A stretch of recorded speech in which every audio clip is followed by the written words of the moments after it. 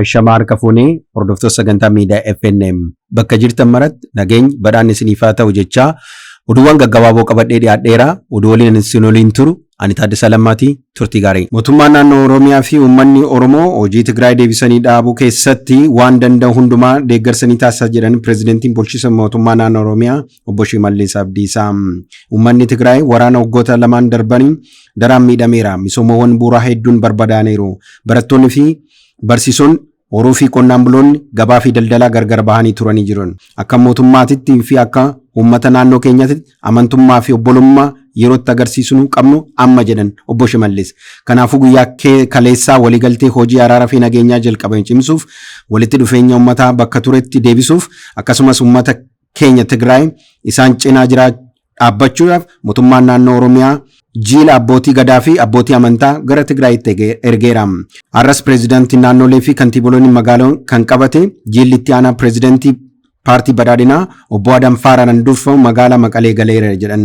Daawwannaa kanaan cabiinsa fi rakkoo gama hundaan uumamaniif keessa jiru argineerra. Mootummaan naannoo Oromiyaa fi uummanni naannoo Tigraay hojii Tigraay deebisanii dhaabuu keessatti waan danda'an hundumaa deeggarsa ni taasisna jedhan pireezidantiin mootummaa naannoo Oromiyaa obbo Shimallis Abdiisaa dhaamsa dabarsaniin.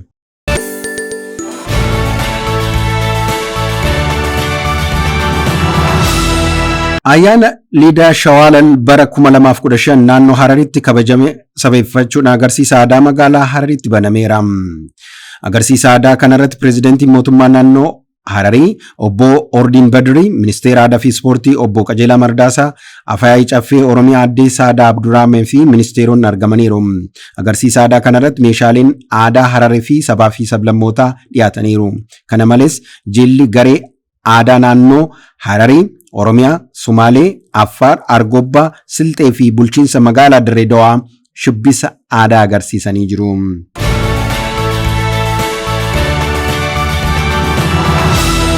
Ogeessi waajjira misooma lafaa hamma tilmaama beenyaa nan dabala jechuudhaan mattaa fudhatee to'annaa jala ooluusaa poolisii magaalaa Finfinnee ibseera. Kutaa magaalaa Qirqoositti ogeessi tilmaama beenyaa fi bakka bu'iinsa waajjira misooma lafaa hamma tilmaama beenyaa ol isiniif kaasa jechuun mattaa fudhatee to'annoo jala ooluusaa ibsameera.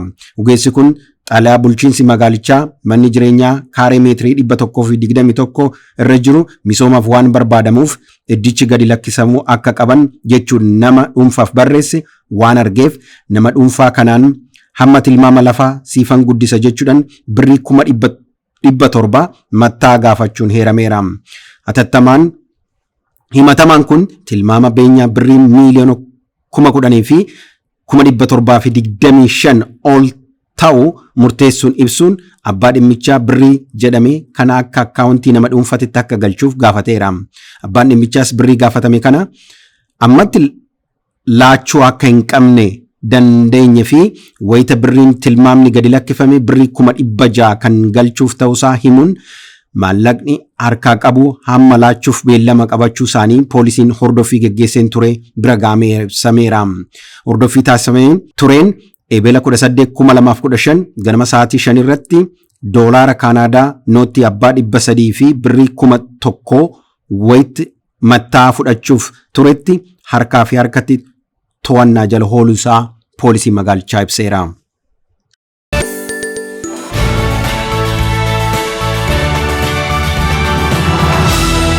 Dhumarratti oduu ispoortii.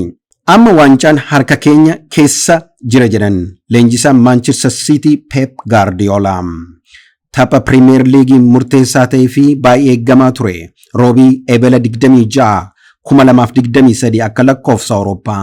Liigicha dursaa kan jiru Arsenaal fi lammaffaa irratti kan jiru Manchester City jidduutti geggeeffameen Cityn dirree ofiisaa Itaad irratti simatee Arsenaal 4-1 adabeera.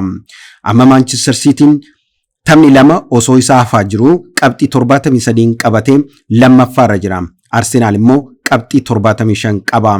Arsenaal taphoota 33 taphatee Manchester Cityn taphoota 31 taphatee. Leenjisaan Manchester City Pep Guardiolaan erga kilabiin isaa Arsenaal haala amansiisaa ta'een mo'ateen booda waancaan Premier League harka keenya keessa jira jedhan. Pep Guardiolaan gareen isaa yeroo mo'achuun alatti filannoo biraa hin qabu jedhee garee mo'achuu danda'u ta'uusaa mirkaneessee jedha. Pep Guardiolaan.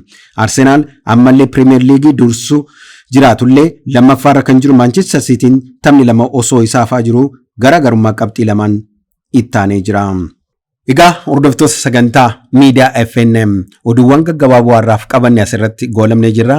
Oduu biraatiin hanga walitti deebinutti nagaan nu tura.